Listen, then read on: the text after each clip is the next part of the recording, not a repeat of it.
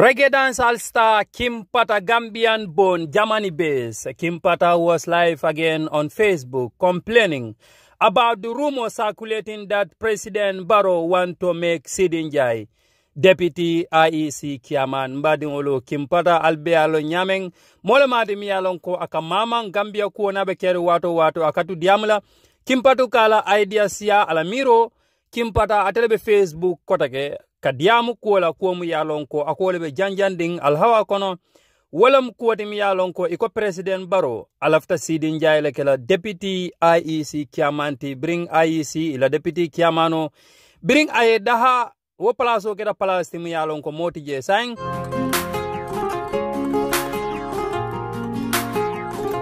For those of you who did not know Sidin Jai has served the Jammeh government as information minister.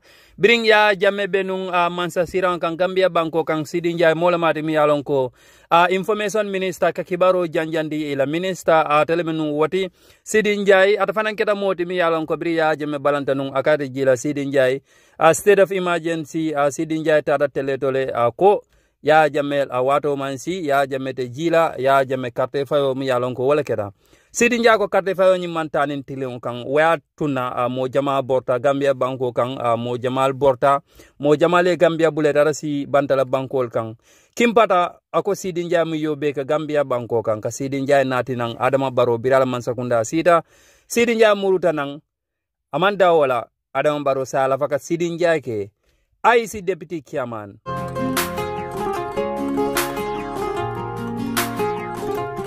Abenum Facebook le live amamme bake mum yalonko mo jama wala ba jube kanunje atara fo mo kemelulu anim feng Kim Pata diamuta kola ko mu yalonko wala janjaning alhawa kono Kim Pata ko ning Adama Barrow ay Sidin Jai ke IEC deputy kiamanti wala mpatiol mul bebe Gambia banko kan ibebe falale that will be the end of all the political parties in the Gambia. Kim Pata sent a very, very strong advice to all the political leaders, Hussein Udabo, Halifa Sallah, Dr. Sise, and all the political party leaders in the Gambia. Kim Pata says they have to come out to talk to the people, to the Gambians, and also to defend Gambian people's right because they should not allow President Barrow to make Sidin Jai the deputy IEC chairman. Kim Pata says if this happens, this will be the end of all the political leaders in the Gambia. Kim Pata le nyung kumofo alingal la moy sain Kim Pata fangala kumola mandingol ko chokoro ka dia wala fangal da kono komin ka fanya me wato wati this is Gambia, this is our country. Please share your opinions, but please no insult.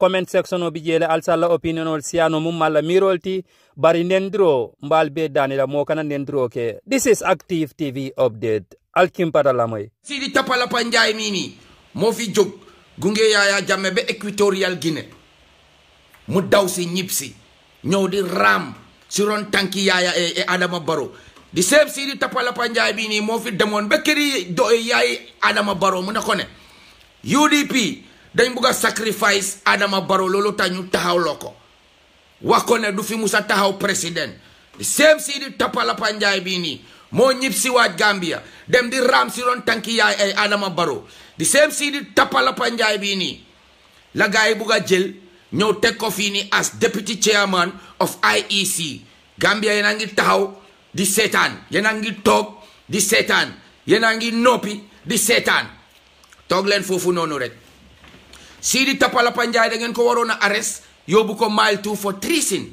Gambia mu ngi melni yeen you people still don't learn. Gambia, you love to suffer.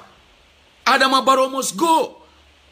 Nale karte fay Adama Barrow alla banko hayna Gambia bebe yanka kan jio nata ji borobe dunna molla bungol kono ebe dulal be tinyala everything fuck up in the Gambia bori man soto kurangote nala jiote borla pompoto pour molbe jio soto la keming Gambia alba siri. You people love to suffer. Adama Barrow, a man like Adama Barrow can come and trick the whole Gambia. Sidi tapala panjay is not supposed to be working for the no department in Gambia. Alias Modu Sabali nyol bali doko wala janne. Hanatara fango mo kurungolem. Alia bali doko wala janne.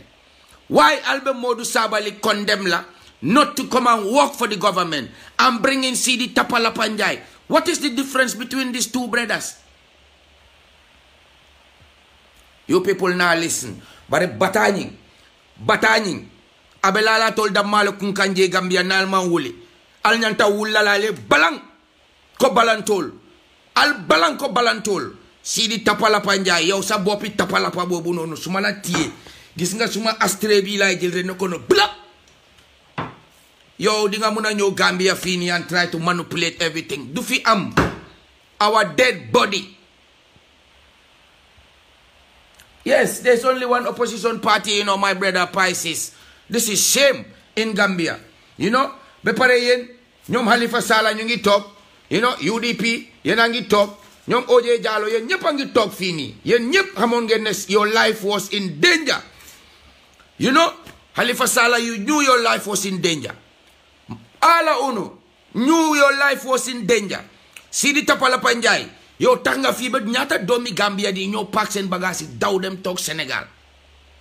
Yo Sidi Tapalapanjai, yo ya tasabe Adama Barrow daw dem tok Sénégal. Yo Sidi Tapalapanjai mena bini.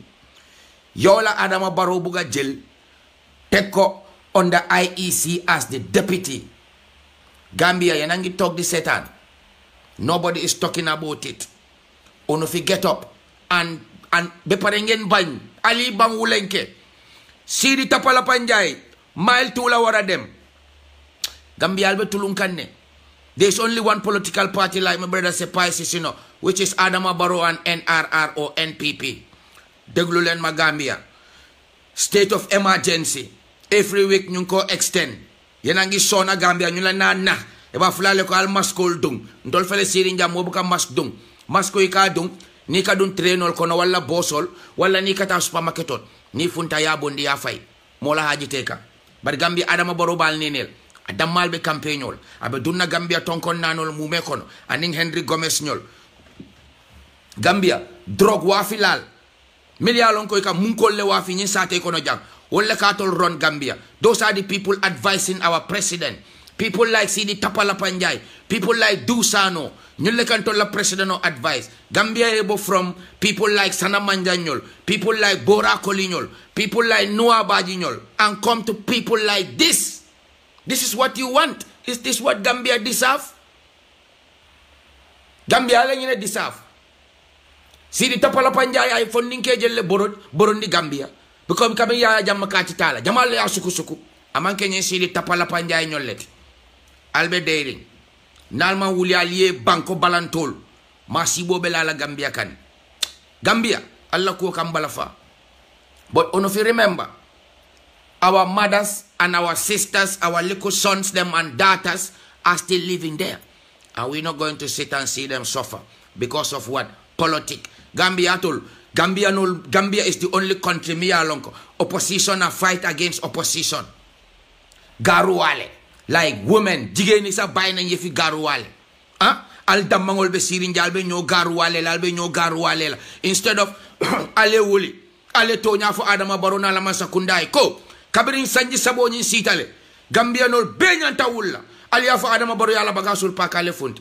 Bara le na figi yakije ale ñoo kelo kije ñin 3 years jotna. This supposed to be the thing for Adama Barrow to pack up and blood clot move. But munemu alia political nicely or no political nice it. That's why it never work. Among function. Because almanke mo kilungol ti milia lonko alnyantakela one person let it and fight for one agenda. But you politicize every blood clot thing. Wala nalbe batari. Sidi Tapalapanjai alnyanta wulala kuolale. Ninyin keta IEC la deputy chairman oti. With this Momodu Njai. Kat money. Kasi ye plan fe toj nak. You people, it's like you people, you now use your brain. You now use your brain. Who is sponsoring Adama Barrow? It's not tough construction. Is it not tough construction? Spending money on Adama Barrow and his campaign? But who are the people working for tough construction to build him thing between him and Adama Barrow? Ono no said the chairman of the IEC, Mr. Njai, his son, run all away from America and come back to the Gambia to go and work for Taff and Adama Barrow. You people are not even observing. You people are not observing.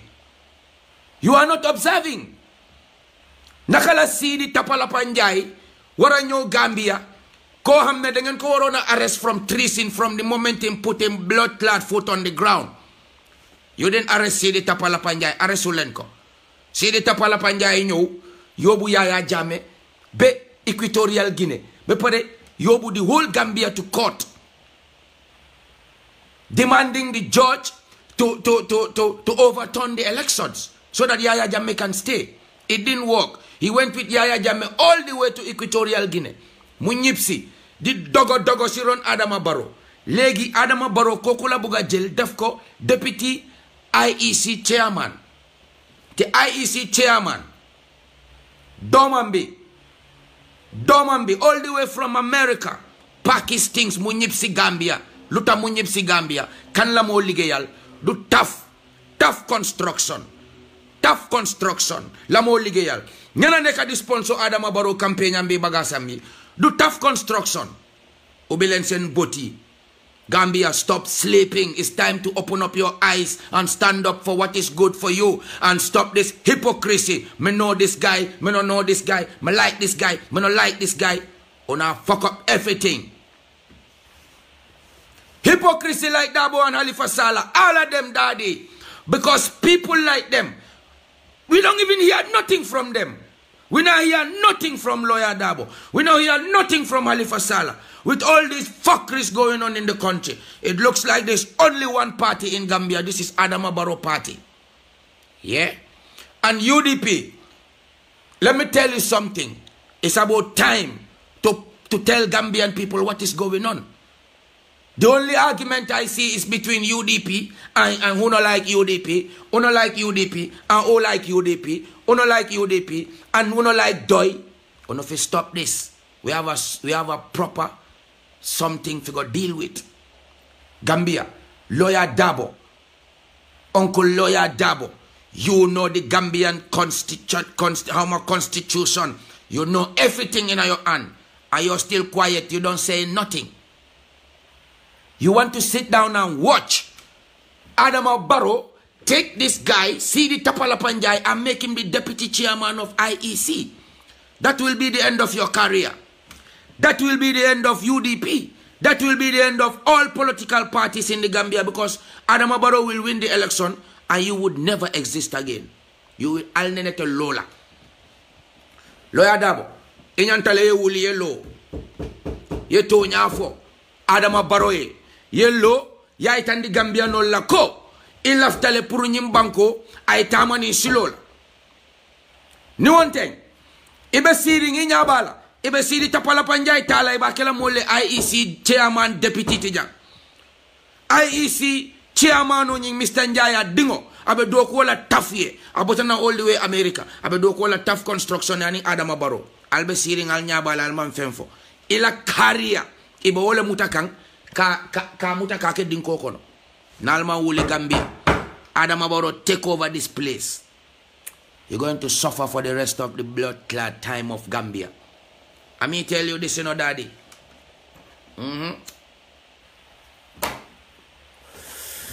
Kulen may duma. Ngeen ne am ngeen jine. Yow ñu melni Sidi Tapalapanjai. Ñoñu war nañoo delu Gambia. Ñoñu dañ wara delu Gambia be muna am position bo xamne is responsible for Gambian people life, which is IEC. Lu leen neex la ñoo def. Do leen toogee fii di tëj seen bot yi. It's about time ngeen jóg. Gambia yëpp xam ne lii moo nekk di dox si dëkk bi. Lii moo nekk di dox si dëkk bi nag. And this is what ma come fi tell uno. Sidi Tapalapanjai boobu noonu. Almaawul dënkuntu. Ni ñu naketa IEC chairman na deputy. Gambia you're finished. I swear to God. And this ma come fi tell uno. Oli ba Ibrahim Niass King Selassie I jo. Uncle Lawyer Dabo ñantale funte nag. Because mol famata kejele. Long time we don't see you, you know. And you have to come out and start your campaign. And start attack. Because Adama Barrow alone attack. It's like them tie you down. Akamunta ko Lawyer Dabo. Akamunta ko nyuliete mutale ye dundi dabaro kon. Adama Barrow nala mole dundi dabaro kon. ita funtla na yena fo mole Gambia mbe keri Gambia nol bebe loring be jikirite la ibe dairy una disappoint the people, you know. Right now my blood clot boil when see the Tapalapanjai become what them want him to become. Ismaila Cisse, Dr. Cisse yanangi talk the Satan akamunta katol alla career just blah blah blah because they're going to put your career under a blood clot road, you know. Not now go work for uno because almantra jerola alda mangol be ñoo kelela instead of uno come together and fight this dirty stinking government. But uno fi go on pa modo boja mente caring blood clot dono.